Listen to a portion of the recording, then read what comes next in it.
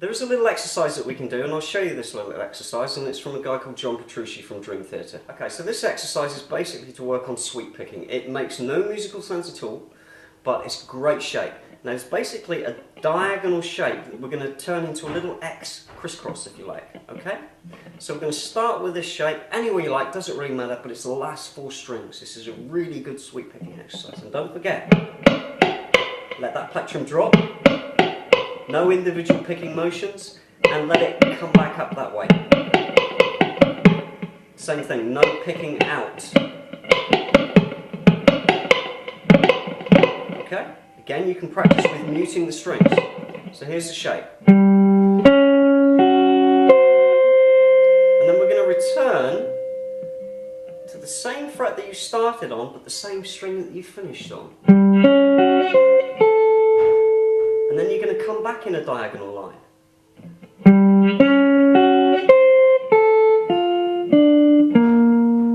Okay? And then you could repeat that. Again, no chords, we don't want this. People will kill you. That's quite a nice one.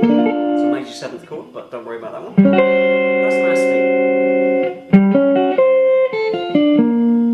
Okay? Then you could slide it up and start again. Slide it up. Keep going.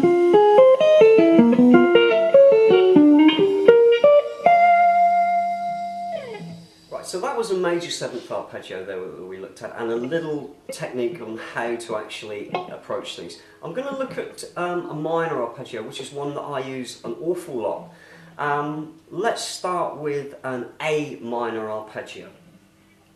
Okay, so where am I going to start? Well, I'm going to use the 5th string, and I'm going to go right up to the octave of A.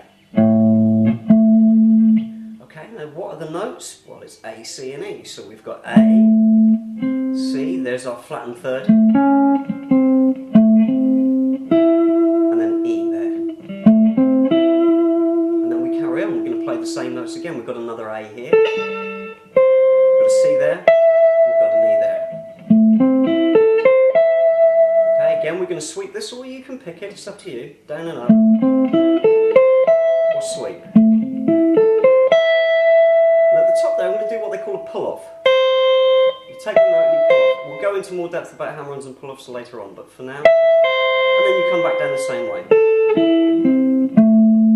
So ascending and descending, nice and slow.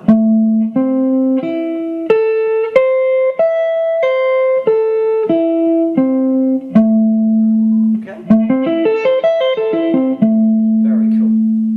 Now you don't necessarily have to play these up and down. You could skip notes out, you could make a little pattern with them. Let me show you what we could do. Then go back. Then go back. Go back. So you get this. A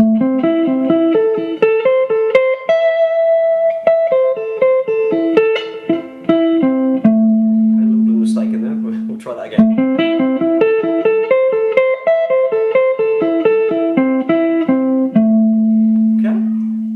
Try another little pattern. Here's a really cool one.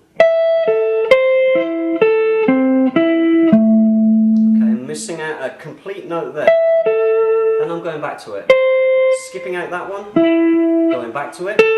Skipping out that one, going back to it. And finishing on that one, so you get this.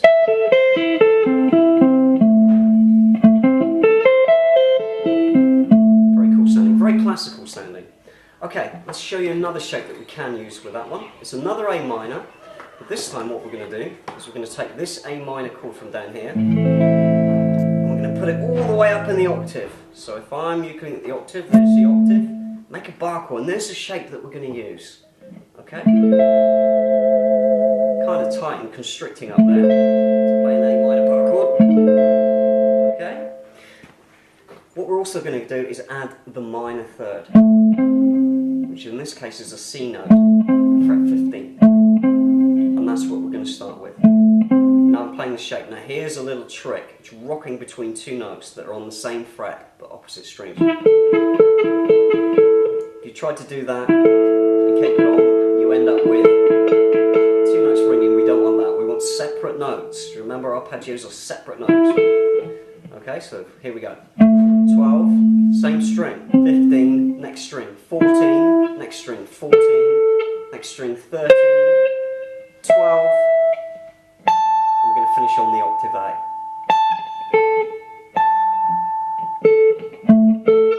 All three A's there.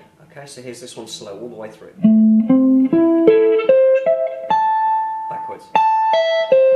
And that's really just outlining that chord shape. Very cool.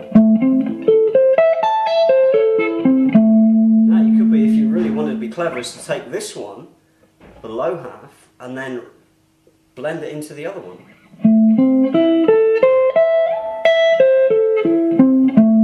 You get a really big arpeggio and you span this much of the fretboard. Very cool, looks very impressive as well.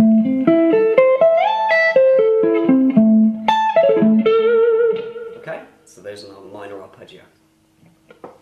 Okay, just a little footnote on arpeggios. Very rarely do I use the full spectrum of the arpeggio,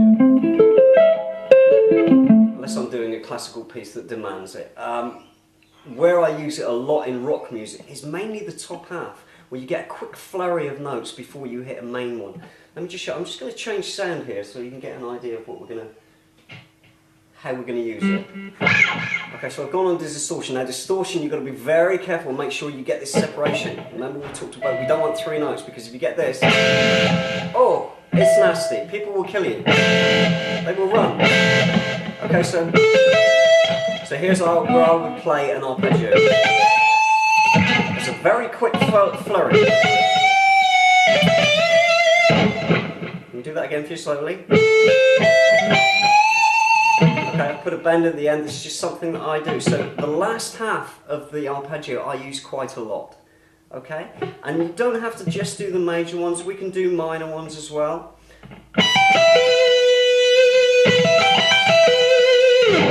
Okay?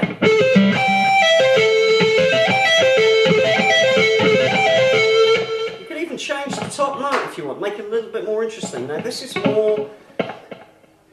You're going to find this a lot more comfortable, and you're going to use this a lot more than the actual big one. It's very impressive to learn the big ones, but you've got to think, where and how am I going to use this stuff, which is the most important thing.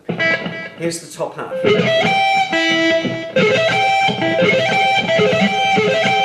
Okay, let's change that top note. Okay, so you can get some nice little circular patterns there. Let me show you another one that I use. We incorporate that note.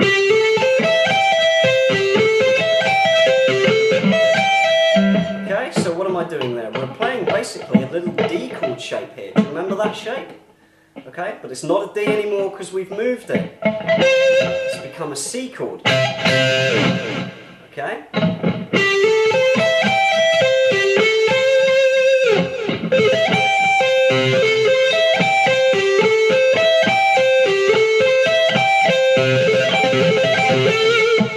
Very cool little shape. Okay, so we've got that D shape, we're adding this little diagonal line, and we're adding one of these notes at the top. Either one. You can choose. Make your own little pattern up. That's one that I do. So it's like a little crisscross. We've got a diagonal there, we've got that note at the top there, 15th fret, and we've got the 12th fret in below. And we're kind of pivoting around this finger. Okay, I'll do that slowly for you.